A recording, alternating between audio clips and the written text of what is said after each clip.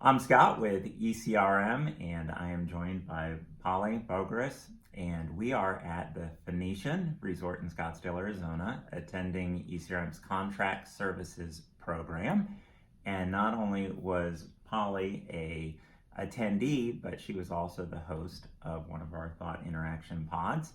Polly, she is the Senior Director of Quality and Regulatory Affairs with Alba Amco Pharmacal.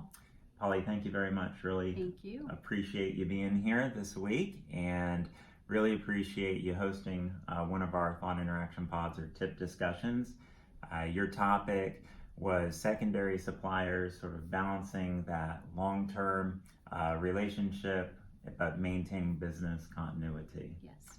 And wanted to begin by asking you sort of the reasons of why somebody might want to engage a secondary supplier. So, based on our discussions and from my own personal experience, a lot of the times the reasons that we are interested in engaging a secondary supplier is because of challenges that we're facing with our primary suppliers, or because we want to ensure business continuity in the event that the primary supplier can no longer deliver product.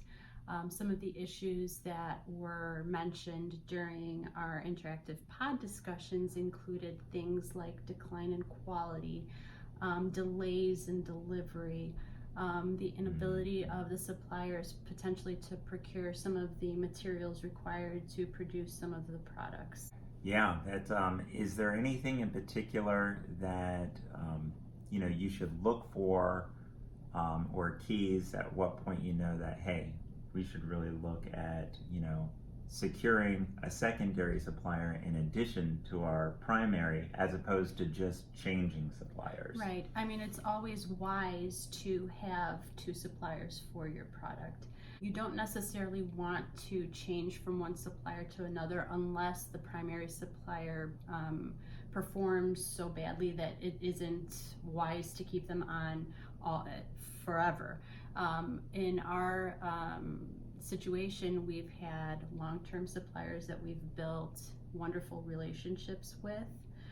But at the same time, you want to keep your supplier happy because you do have these long-term relationships, but you also want to make sure that you can maintain your business at reasonable costs. Do you recommend or advocate sort of testing the waters with a new supplier? Typically, I personally would, just to make sure that they can deliver product that is of the quality that you're expecting, that is an efficacious product, that can be delivered at the costs that you expect. You don't want to go all in right at the beginning without knowing whether or not the product will meet all of your criteria. Do you have any tips for how you go about testing a supplier? Typically when we reach out to a secondary supplier and start to build that relationship, we start off with maybe one or two batches in the beginning. Mm-hmm. A first couple of years, see how they perform, see how the product meets the specification, see how the interaction with us is, especially when it comes to communication, because that's an issue that we're seeing a lot, where you do have an issue, you do have a concern, but it takes so long for you to get information back. You like to have those information channels open and available to you, not immediately, because we understand that suppliers also have their own schedules, their own meetings, Mm-hmm. other customers, but that they get back to you in a timely manner and can communicate any problems that they're having that can be resolved between the two companies quite easily and quickly. Now, does having a secondary supplier, can that affect your relationship with your primary? It can affect the relationship, especially if they notice that there is a decline in the number of orders that you put Mm-hmm. through to them every year.